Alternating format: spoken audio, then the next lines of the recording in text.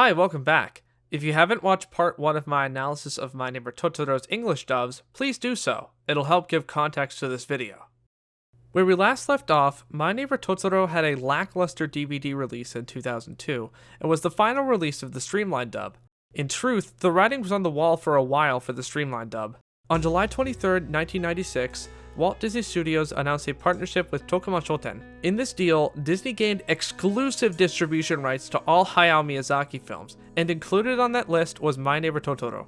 Of course, at the time, Fox held distribution rights to Totoro, but those rights were expiring soon by the time the last DVD was released. In an interview in December of 2003, Disney scriptwriters Cindy and Don Hewitt were asked if Disney would be releasing the streamlined dub of Totoro. The two confirmed they were working on a brand new dub, so it wasn't a matter of if there would be a new dub, it was a matter of when. In another interview confirmed in May of 2005, the duo plus Rick Dempsey confirmed why the original dub would not be distributed, to the best of their ability. They couldn't disclose specifics, but Dempsey provided a general comment on Fox's rights to the original dub expiring, and Disney was not able to obtain these rights. The three had seen the original dub and they liked it, but they had to make a new version due to these legal issues. Dempsey added the note, "Selfishly, I do think that the latest version is an excellent dub." The new dub of My Neighbor Totoro by Disney debuted at the Hollywood Film Festival on October 23, 2005, an invitation-only event. In the announcement of this dub's debut, there were tickets set aside for Miyazaki fans as well as a phone number to contact for those interested. This dub of Totoro didn't see a general audience release until January 19, 2006, when it was presented on Turner Classic Movies during their month-long tribute to Hayao Miyazaki. This new version then debuted on DVD on March 7, 2006. This home video release was the first time Americans could watch the film with Japanese audio and English subtitles. So let's look at some notes from the script. First, much like the dub before it, Disney's dub doesn't change the character names or setting. Disney's dub is accurate to the source material, with limited added dialogue or lines changed outright. The most notable added line being, "Don't forget to take your shoes off, girls."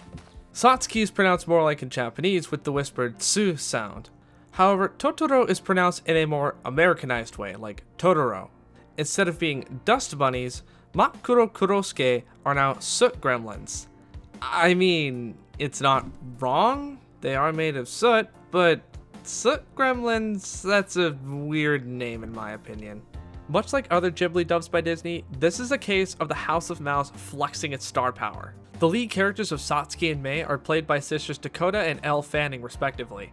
They're both known for roles on screen and behind the mic. The sisters were young at the time, with Dakota being 11 years old and Elle being 7 when recording. Dakota in her youth is recognizable for voicing the titular character in Coraline, as well as the on-screen roles of Lucy in I Am Sam and Lupita in Man on Fire. Elle Fanning around that time played the roles of Sweetie Pie Thomas in Because of Winn-Dixie, Penelope in I Want Someone to Eat Cheese With, that's an amazing title, and some minor roles in shows like CSI Miami. Yeah, I didn't expect to mention CSI in a video either. Tim Daly plays the role of Tatsuo. On screen, he's recognizable for being the likes of JT Dolan on The Sopranos and Joe Hackett on Wings, but animation fans likely know him best for voicing Superman in Superman the Animated Series and other DC titles. I'll be watching you, Luthor. Lea Salonga is Yasuka. This was her very first lead spoken voiceover role. Up until then, she had only done singing roles, performing songs as Princess Jasmine and Mulan. And for this dub, the voice behind the monstrous roars of Totoro is none other than the legend himself, Frank Welker.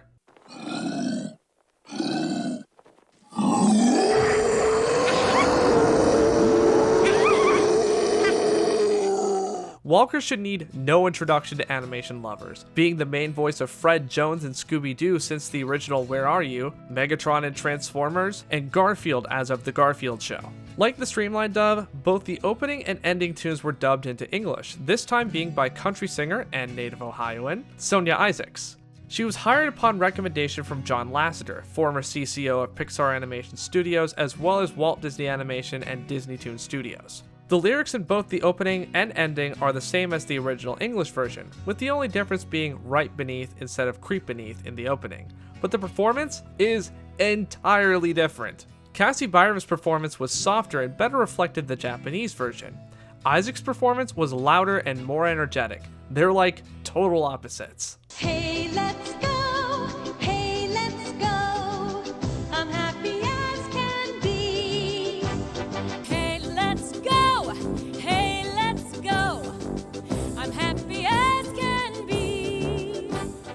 Unlike other star-studded casts in animation, this film's cast was not stars for the sake of stars. Reportedly, many famous actors specifically request to be in Miyazaki dubs because they love them so much. But the casting directors are careful to pick and choose only actors right for the character, not just pick them because they're stars. Everyone involved with this dub already loved the film and Miyazaki, and were so honored to be part of Totoro. The Fanning sisters worked together while recording, and actors commented on their synergy.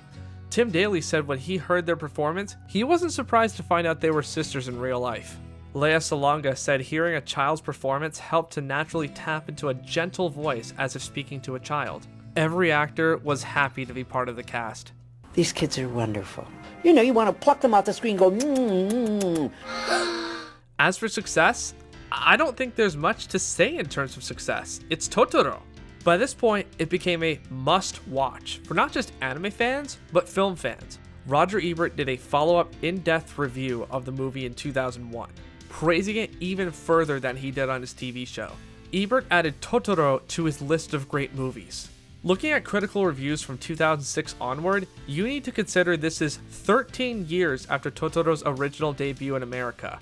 Also remember by this point, Miyazaki won an Academy Award for Best Animated Feature with the release of Spirited Away in 2002. He was a name to know in animation come the 2000s.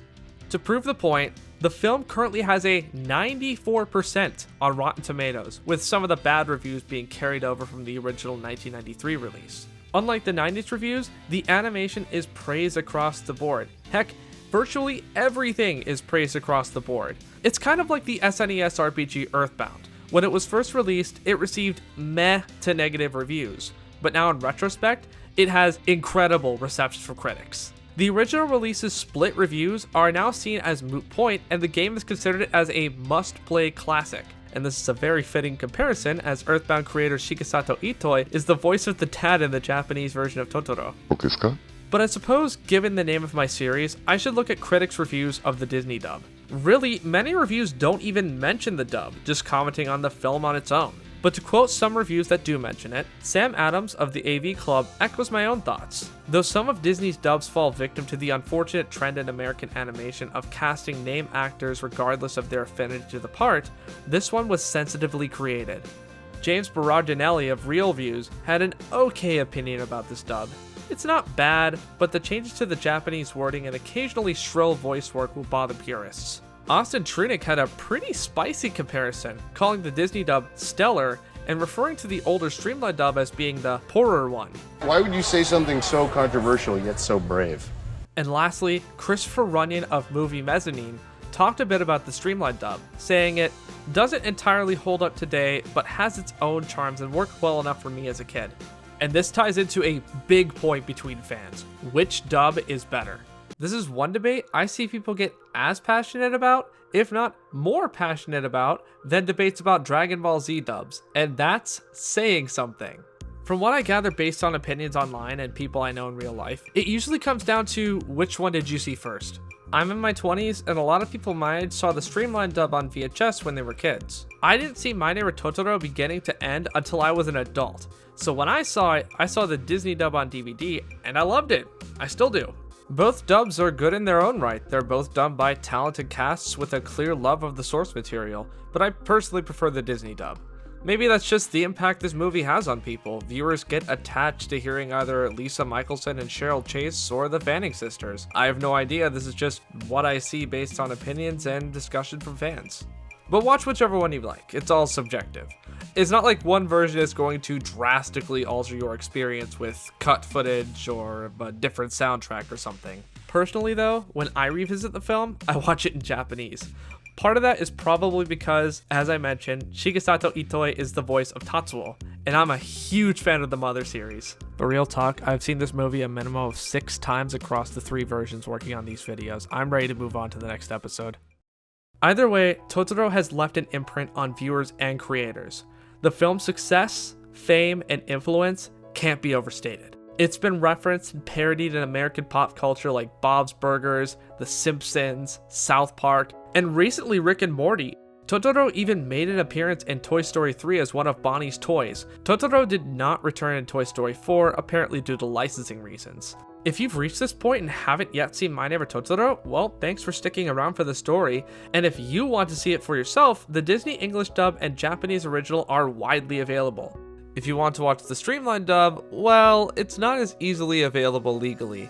If you have a VCR, you can buy a VHS tape of the dub through online auction websites pretty easily. For those who don't own a VCR, which I'm sure is a lot of you, the Fox Video DVD is also widely available online, although I wouldn't personally recommend the DVD per what we discussed during the last video. For other options, use a search engine. All in all, Totoro has left its impact on the West, and its status as a classic will be around for generations to come. Stick around until the end, as I'll be announcing the next video in this series. Thanks for watching.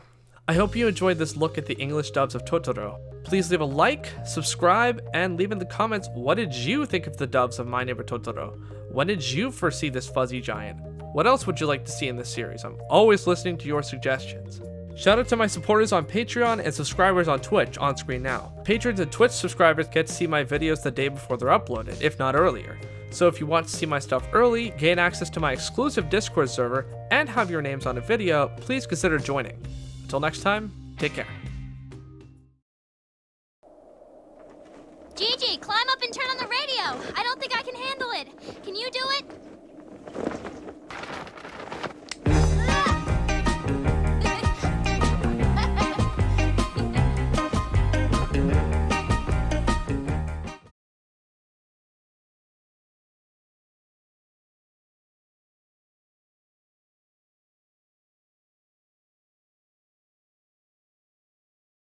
If you're still watching, you have no idea how long I've waited to do Kiki's Delivery Service and how excited I am.